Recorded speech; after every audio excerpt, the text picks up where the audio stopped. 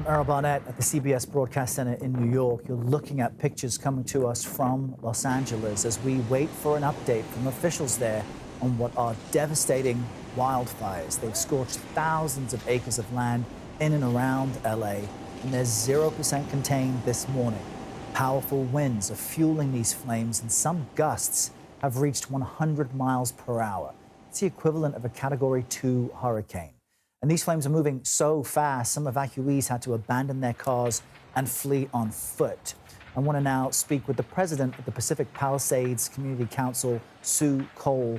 Sue, I know that you and your family were able to escape from these flames. I doubt that you've been able to get any sleep overnight. Just update us on your safety and the safety of your neighbors that you're aware of.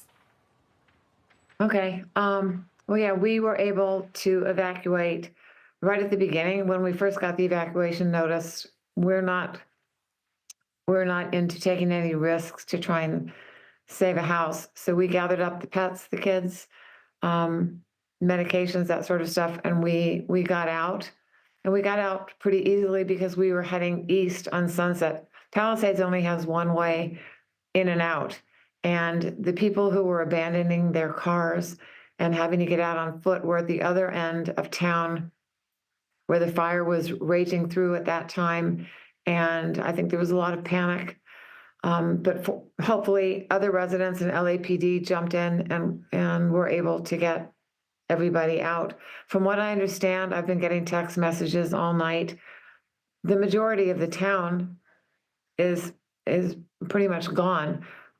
Churches, schools, restaurants, stores, hundreds and hundreds of homes. My particular neighborhood, which is right in the middle of town, has always been sort of safe because we're not in the mountains, we're not in the hills.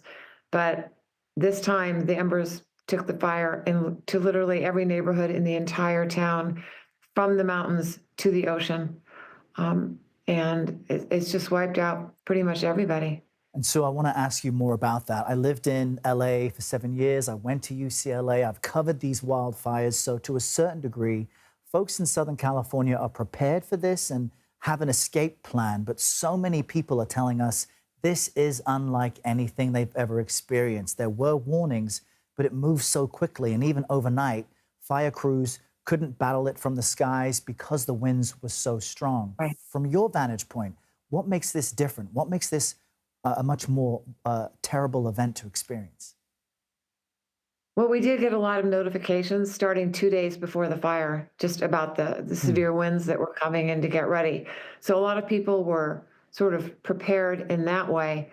But that's not the same as having someone is looking out your window and seeing smoke and then seeing flames.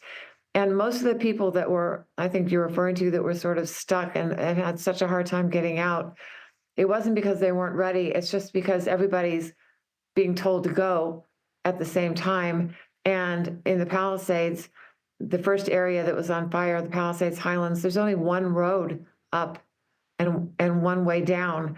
And when you get everybody in the entire community on that one road at the same time, it's pretty much impossible. So people were driving on the wrong side of the road and abandoning their cars. Fire trucks were having a hard time getting up, so they had to get machinery in to move the cars out of the way. The other side of town was easier to get out. But they closed Sunset, they closed PCH, and these are the main arteries that we have. So, and the fire did move extraordinarily quickly because of the winds. So those were the issues.